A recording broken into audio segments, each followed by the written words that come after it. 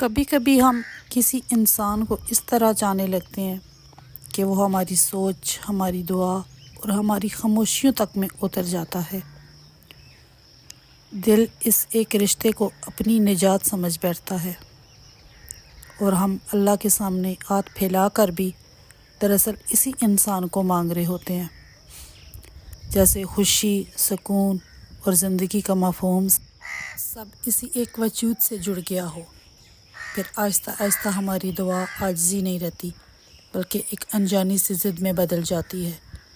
ایک ایسی ضد جس میں ہم یہ بھی بھول جاتے ہیں کہ دعا مانگنے والا بندہ ہے اور فیصلہ کرنے والا رب۔ پھر جب وہ شخص نہیں ملتا، جب راستے جدا ہو جاتے ہیں، جب کہانیاں ادھوری رہ جاتی ہیں، تو ہمیں یوں محسوس ہوتا ہے جیسے اللہ نے ہماری سنی ہی نہیں، جیسے ہماری سسکیاں آسمان تک پہنچی ہی نہیں، جیسے ہمارے آنسو زمین پر گر کر ضائع ہو گئے ہوں۔ دل سوال کرتا ہے کہ اگر وہی نصیب میں نہیں تھا تو اتنی محبت کیوں دی گئی، دل میں اتنی شدت کیوں اتاری گئی؟ حالانکہ حقیقت یہ ہے کہ اللہ وہ ذات ہے جو لفظوں میں نہ ڈھلنے والی آہوں کو بھی جانتی ہے،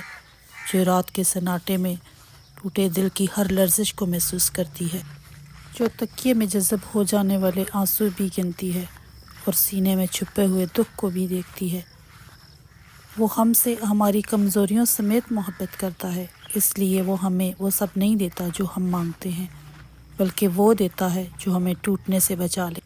وہ جانتا ہے کہ کس جدائی نے ہمیں نڈھال کیا ہے اور کس ملاپ نے ہمیں ہماری روح سے دور کر دینا تھا، اس لیے وہ کبھی کسی کو دے کر آزماتا ہے اور کبھی کسی کو روک کر ہمیں بچا لیتا ہے۔ ہم جس انسان کو اپنا مقدر سمجھ بیٹھتے ہیں وہ اکثر ہماری زندگی کا صرف ایک موڑ ہوتا ہے، ایک سبق، ایک امتحان، پر منزل نہیں۔ اور جب کوئی دعا دیر سے قبول ہوتی ہے تو وہ دراصل رد نہیں ہوتی، وہ وقت کے پردے میں لپٹی ہوئی ایک گہری حکمت ہوتی ہے۔ وہ ہمیں یہ سکھانے آتی ہے کہ ہر چھن جانے والی چیز نقصان نہیں ہوتی اور ہر نہ ملنے والا رشتہ محرومی نہیں ہوتا۔ کبھی کبھی اللہ کسی کو ہم سے اس لیے جدا کرتا ہے کہ ہم اس انسان سے نہیں بلکہ خود اللہ سے جڑ جائیں، تاکہ وہ ہم یہ سیکھ سکیں کہ اصل سکون کسی کے ہاتھ تھام لینے میں نہیں بلکہ اس ذات پر بھروسہ کرنے میں ہے جو کبھی چھوڑ کر نہیں جاتی۔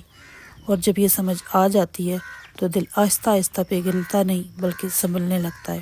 کیونکہ وہ جان لیتا ہے کہ جس رب نے روکا ہے وہی رب ایک دن بہتر کرے گا۔